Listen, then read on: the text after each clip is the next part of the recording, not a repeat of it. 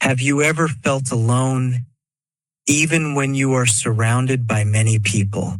Like you speak, but no one really listens to you.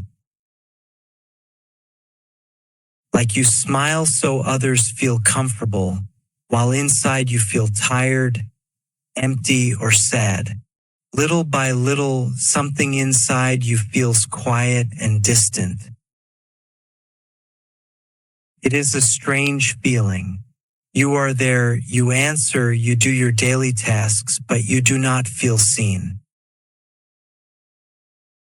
You do what is expected every day, even when your heart needs rest and understanding.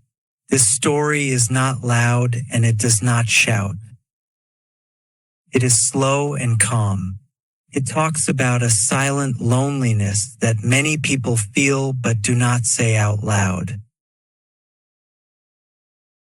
It is about emotions hidden behind normal days, and about what can happen when someone finally looks inside and allows themselves to feel.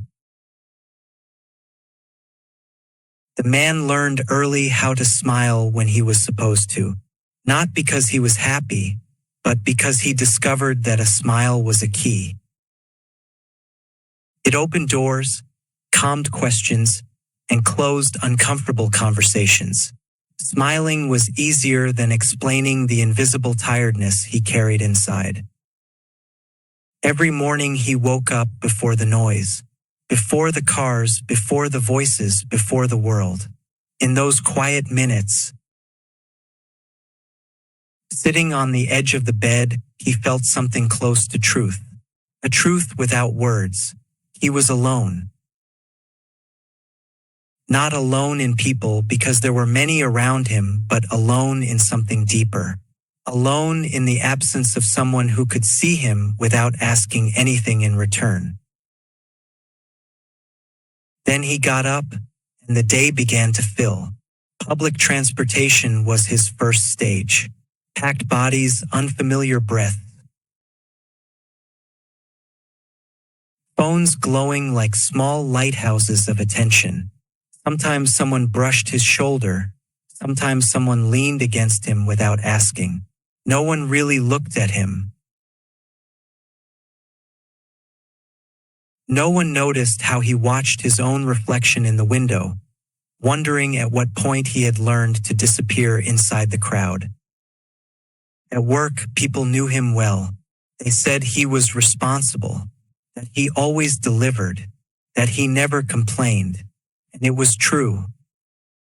He did not complain, because he had learned that complaining, when no one truly listens, becomes an echo that comes back sharper. So he kept everything inside. He kept the heavy thoughts, the unanswered questions, the nights when silence screamed louder than noise. In meetings, he nodded. He took notes. Sometimes he made a smart comment, just enough not to be invisible, just enough not to be fully seen. He was a comfortable presence. He did not make anyone uncomfortable with his pain. During breaks, his coworkers talked about plans. Families, weekends full of life. He listened. Listening came easily to him. He had developed an almost artistic ability to be interested in other people's lives while hiding his own like a locked room. And you, they sometimes asked, "What will you do?" "Nothing special," he answered. And it was true. Nothing special. Just going home. Just surviving another day. Afternoons were the hardest, when tiredness lowered his defenses and loneliness found its way in. He walked among people, seeing couples holding hands, friends laughing without fear, families moving forward as if the world were lighter for them. He did not envy them exactly. He watched them with a mix of tenderness and distance, like someone looking at a lit house from the outside on a cold night. At home, silence waited for him, a different silence from the morning, heavier, denser, a silence that knew his name. He dropped his keys on the table, hung his coat, and for a moment stayed still, listening. Nothing. No voice asking how the day had been. No laughter. No complaints. Just him, surrounded by walls that did not judge, but did not embrace either. Sometimes he turned on the television just to feel less alone. He did not care about the program. He cared about human sound. Voices pretending closeness. Recorded laughter. Other people's stories filling the space without really touching him. It was artificial company, but it was something. He sat on the couch and thought. He thought about how he had arrived there. It had not always been this way. There was a time when he believed that being surrounded by people meant not being alone. A time when he thought love, friendship, connection were things that simply happened if you did the right things. If you were good. If you were present. If you did not ask for too much. With the years, he understood that not everyone knows how to see. That not everyone wants to see. And that sometimes the problem is not that no one is around, but that no one stays. He remembered conversations he never finished. Words he swallowed to avoid being a burden. Moments when he needed to say it hurts and instead said I'm fine. Slowly, he had built a version of himself that worked for others, but left him empty inside. Night moved forward, and with it his thoughts grew deeper, more honest. In the darkness, without witnesses, he allowed himself to feel. He allowed himself to admit that it hurt. That it hurt to feel replaceable. That it hurt to be the one who is always there, but never the one people look for when he is gone. There were days when he wondered if anyone would notice his absence. Not in a dramatic way, not as a tragedy. Just as a quiet question. If one day he did not show up, would anyone feel the empty space he left behind? He was not looking for pity. He was looking for meaning. One day something small changed. It was not a big event. It was not a revelation. It was a moment. He was sitting in a cafe, surrounded by people talking, laughing, living. In front of him, an elderly woman tried to lift the cup with trembling hands. No one noticed.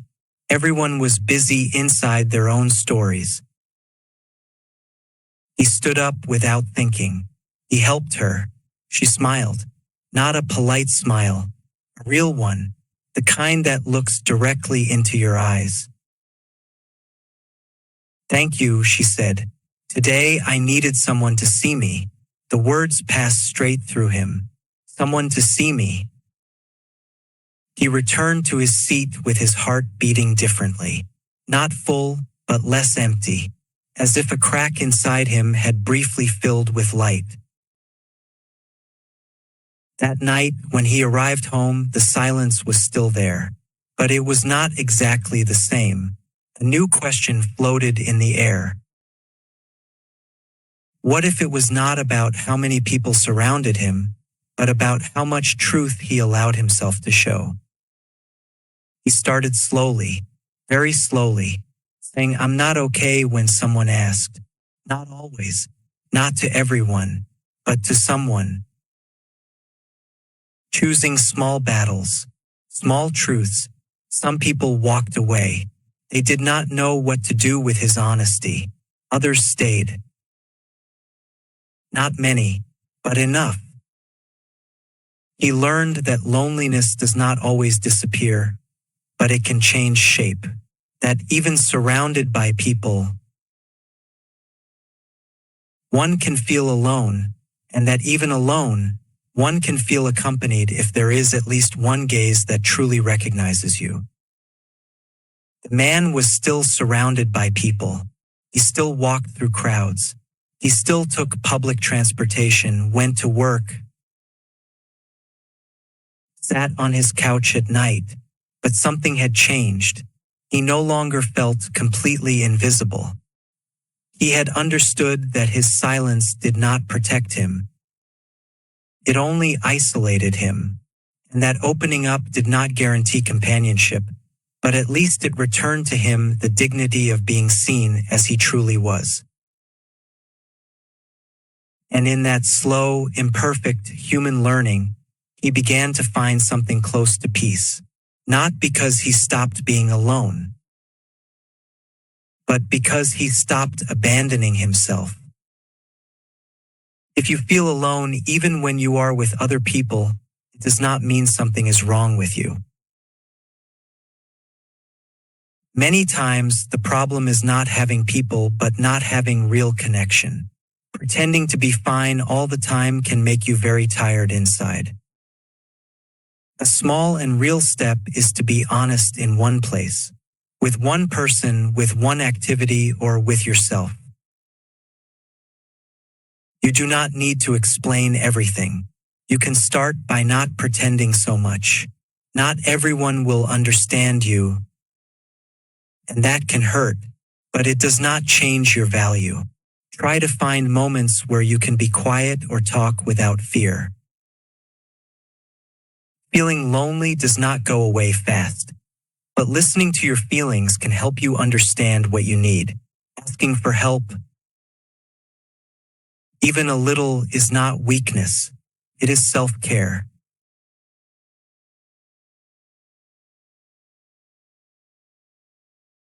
Thanks for watching. Like and subscribe to English Step Stories for more English stories step by step.